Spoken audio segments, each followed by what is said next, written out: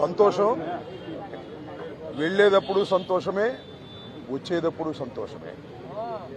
ఎందుకంటే 18 రోజుల పాటు ఆల్ ఆర్ బెయిలబుల్ కేసెస్, 18 రోజుల పాటు సెంట్రల్ ప్రిజన్లో ఉండవలసిన పరిస్థితి ఏర్పడింది. దీనికి కారణం ఈ ప్రభుత్వం, పోలీసులు కుమ్మక్కై చేసినటువంటి సంఘటనలు.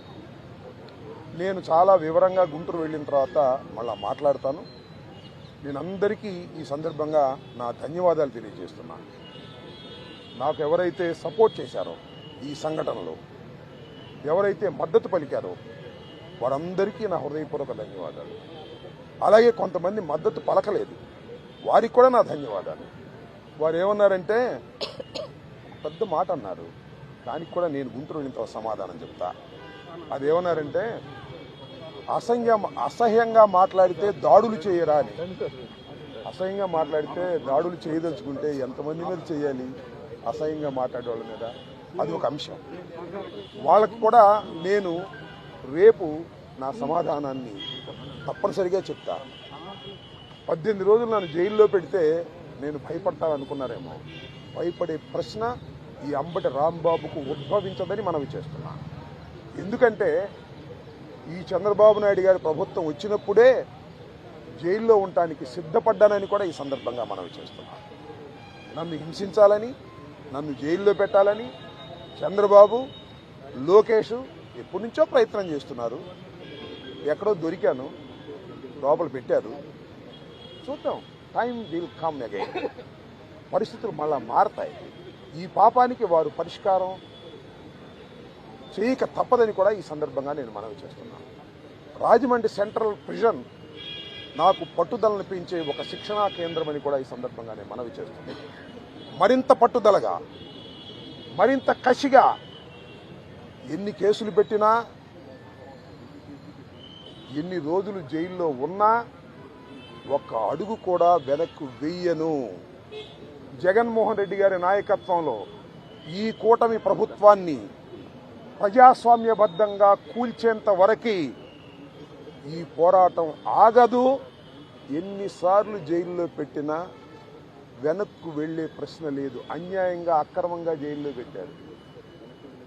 నా ఇల్లు దహనం చేయడానికి ప్రయత్నం చేశారు, నా కార్లు బగలగొట్టారు, నా ఆఫీస్ బగలగొట్టారు, నా పెళ్ళాం బిడ్డల్ని తరిమి కొట్టారు, నన్ను చంపడానికి ప్రయత్నం చేశారు, తీసుకొచ్చి జైల్లో పెట్టారు. ఏమైంది? ఏమైద్దని అడుగుతా ఉన్నా.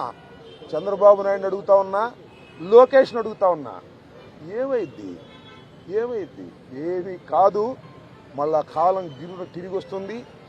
అన్నిటికీ సమాధానం ఇవాళ చాలామంది మిత్రులు మాట్లాడారు. బయట జరిగిన సంఘటనలు నాకు తెలియదు, చాలా తక్కువ మాత్రమే, పేపర్లో ఉన్నవి మాత్రమే నేను తెలుసుకున్నాను.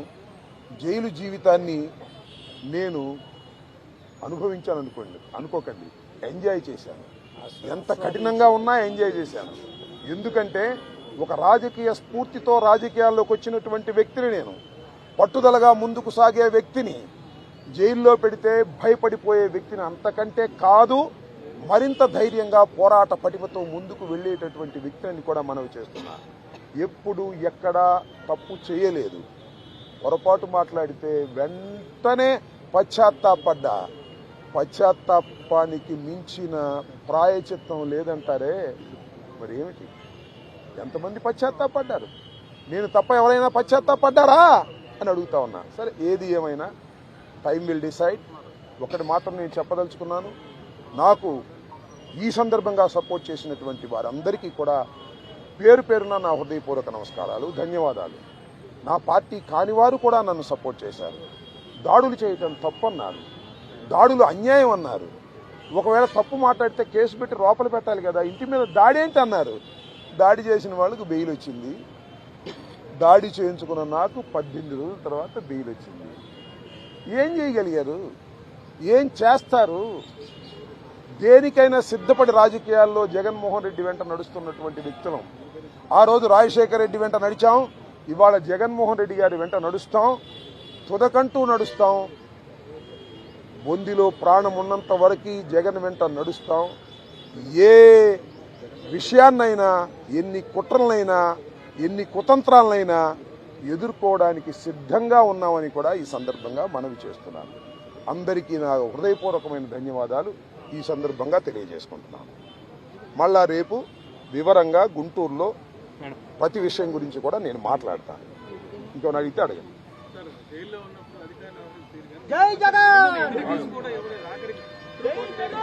జైల్లో ఉన్నప్పుడు అధికారులు వాళ్ళ రూల్ ప్రకారం పోతారు, అక్కడ ఫుడ్డే పెడతారు. అది నాకు నచ్చినా నచ్చకపోయినా ఆ ఫుడ్డే తింటాను. కలకాలం తింటాను ఆ ఫుడ్. ఆ పెట్టిన ఫుడ్ నాకు నచ్చలేదు, ఎందుకంటే కొద్దిగా డబ్బులు ఉండవాళ్ళం కదా, మంచి ఫుడ్ తింటాం. జైల్లో మంచి ఫుడ్ కావాలంటే వస్తుందా? కోర్టు వారు నాకు ఆర్డర్ ఇవ్వలేదు. ఓకే, జైలు అధికారులు వారి ప్రవర్తన వాళ్ళది, వాళ్ళు నాకేమో స్పెషల్గా ఏం చూడాల్సిన అవసరం కూడా నేను ఎప్పుడు కోరుకోలేదు, కోరుకోను కూడా. సామాన్య ప్రశ్నలుగానే ఉండటానికి నేను ఇష్టపడ్డాను. కోర్టు ఆర్డర్ ఇస్తే బయట భోజనం తిందాం అనుకున్నాం, కోర్టు ఆర్డర్ ఇవ్వలేదు, లోపల భోజనమే తిన్నాం. కొద్దిగా చిక్కినట్టున్నా, అయినా ఏం కంగారు ఏమి లేదు, ఏమి ఇబ్బంది కూడా ఏమి లేదు. ఆరోగ్యం బ్రహ్మాండంగా ఉంది, ఆరోగ్యం మరింత పట్టుదలగా ముందుకు సాగుతుంది.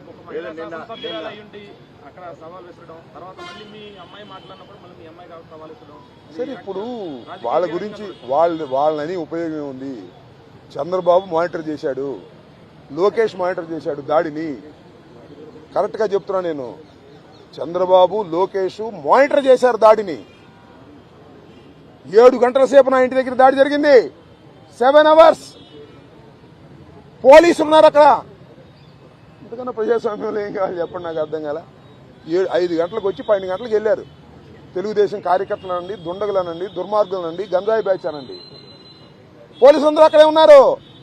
వాళ్ళ సమక్షంలోనే దాడి జరిగింది, వాళ్ళ రక్షణలోనే దాడి జరిగింది. మీ అందరికీ తెలుసు, నేను ప్రత్యేకంగా చెప్పాల్సిన అవసరం లేదు.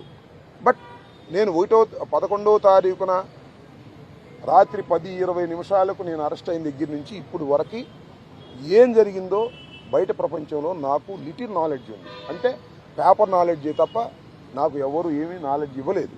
కాబట్టి ఈ నాలెడ్జ్ అంతా తెలుసుకుని రేపు చాలా వివరంగా, చాలా సుదీర్ఘంగా నేను నా ఆవేదననండి, నా కోపం అనండి, నా బాధ అనండి, నా ఆర్గ్యుమెంట్ అనండి ప్రజల ముందు పెడతాను. ఎందుకంటే ప్రజల ముందు ఎందుకు పెట్టాలంటే ప్రజలకు అర్థం కావాలి, నేనేమిటో తెలుసు. అయినా ఇప్పుడు జరిగినటువంటి సంఘటనలో చాలా పత్రికలు రాస్తున్నాయి కదా నా మీద, వాటన్నిటికీ ప్రజలకు చెప్పుకోవలసినటువంటి బాధ్యత నాకు ఉంది. కాబట్టి రేపు చాలా క్షుణ్ణంగా చెప్తాను. చెప్పండి. దార్ ప్లాన్స్. ఇప్పుడు నా జోగి రమేష్, అమ్మటి రాంబాబు అని కదా, వాళ్ళ విధానమే వైలెన్స్లోకి వెళ్ళి భయపెట్టాలని ప్రయత్నం చేస్తున్నారు. జైల్లో పెడితే భయపడతాం అనుకుంటున్నారు, ఇళ్ల మీద దాడి జరిగితే భయపడతాం అనుకుంటున్నారు. భయపడ్డారు, నా పిల్లలు భయపడ్డారు, వాస్తవమే కాదని అంటలా. ఇంట్లోకి వచ్చి నా పిల్లలు, నా మనవలు ఉన్నప్పుడు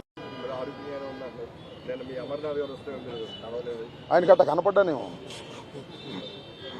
నేను నీరసంగా ఎప్పుడూ లేను, లోపల ఏది ఇబ్బంది పడలేదు. కాబట్టి బాత్రూమ్ దగ్గర జారి కొద్దిగా పడ్డాను, నా అంతా నేను ఎవరి తప్పు లేదు. ఆ బాత్రూంలు అన్నీ ఉంటాయి కదా, మనం అలా ఉన్నాయంటే జైల్లో ఎలా ఉంటాయి అలాగే ఉన్నాయి. దాని గురించి పెద్ద ఏమైనా షవర్ ఉందా? లేదు కదా. So I don't care all these things.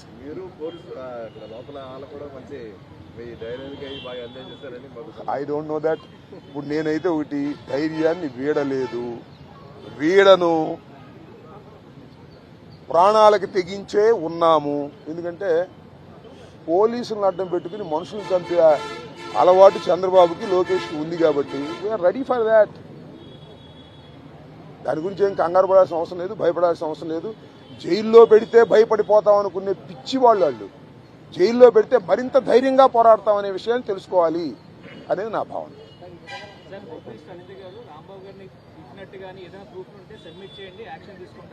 చూశారుగా మీరు, సోషల్ మీడియాలో చూడలేదా? నన్ను తిడతా ఒక ఆమె వీర విహారం చేసింది.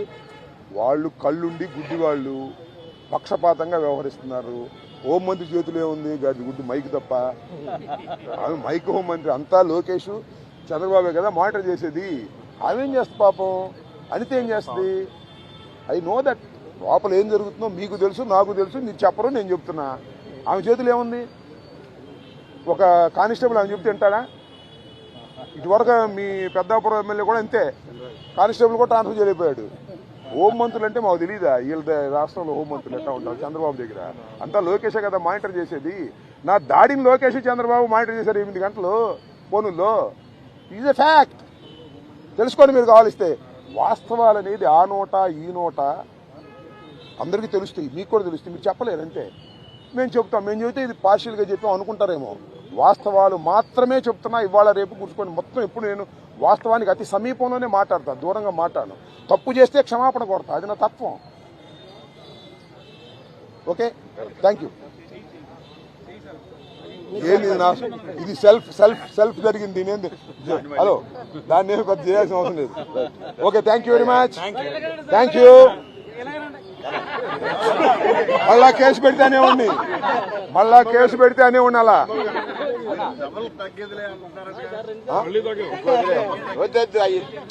నేను నా మీద కేసు ఏం పర్లేదు సార్, తెరిచిన పుస్తకం నా జీవితం. నేను మళ్ళా కేసు పెట్టి లోపల ప్రొడ్యూస్ చేస్తే ఆ రకంగా అన్న తగ్గను అని. ఎన్ని కేసులు పెట్టుకున్నా తగ్గను, ఎన్ని రోజులు జైల్లో పెట్టుకున్నా తగ్గను. తగ్గనంటే తగ్గను. ఇప్పుడన్నా ఇంకో కేసు పెట్టేనే ఉండి.